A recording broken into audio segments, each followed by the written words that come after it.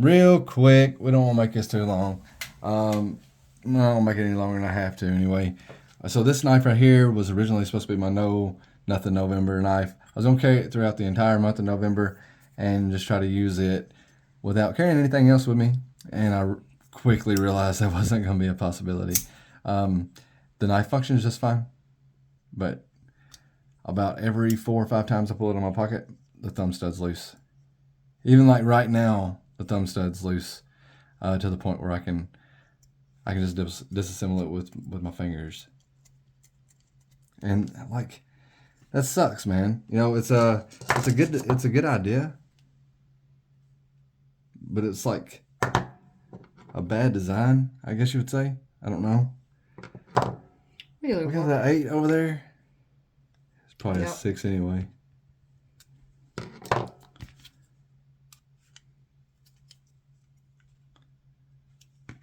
Yeah, I mean, like, so what I'm gonna do with this knife, I think is just I'm gonna put the serrated blade in there because that's the one I wanted anyway. I'm gonna Loctite it, and then maybe use it camping for a little while, and then see how tough it is to change it out, clean up all the Loctite, put a new blade in there, and all that. But at $72, I was gonna say, we got these blades. We got these blades. Like, we don't have a full serrated. Right. So at $72, fuck this knife. Right. You know, I hate to be that way. I was gonna email customer service for Olitans. You Google Olitans knives, and all you find is a bunch of lawyers with that last name, or doctors with that last name. You don't find anything about no knife companies. So there's no.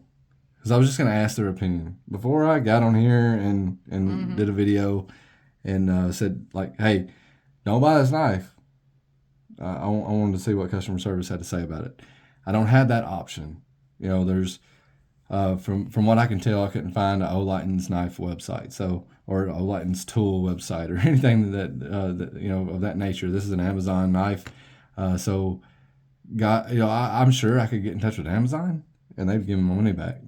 But like, if that's not what I wanted, if I wanted a solution to the problem instead of my money back.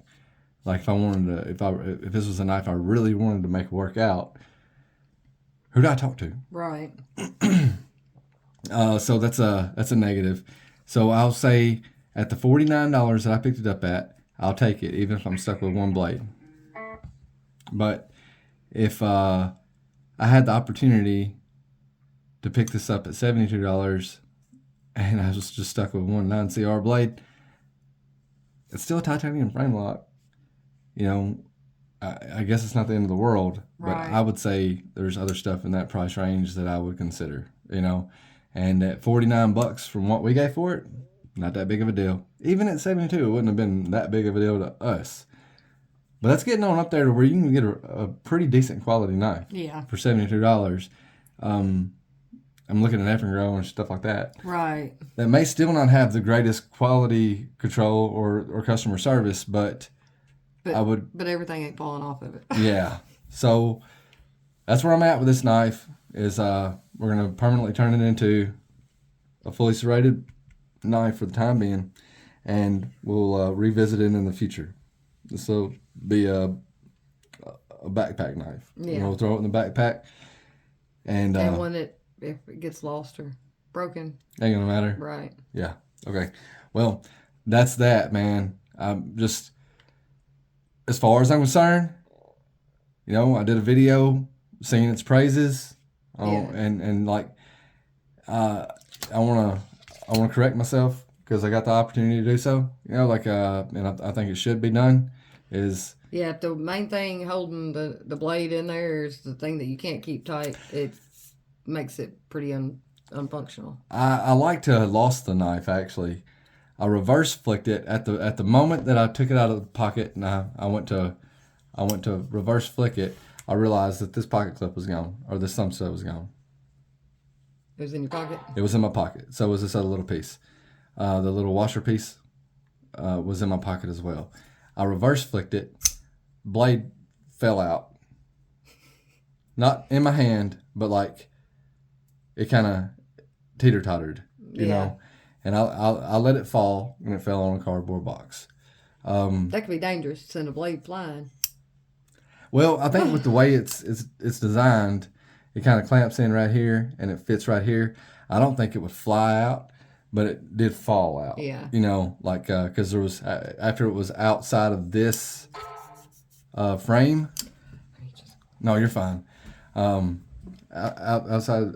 when it was outside of this frame, it had nothing else like just like keeping it in. So yeah, man.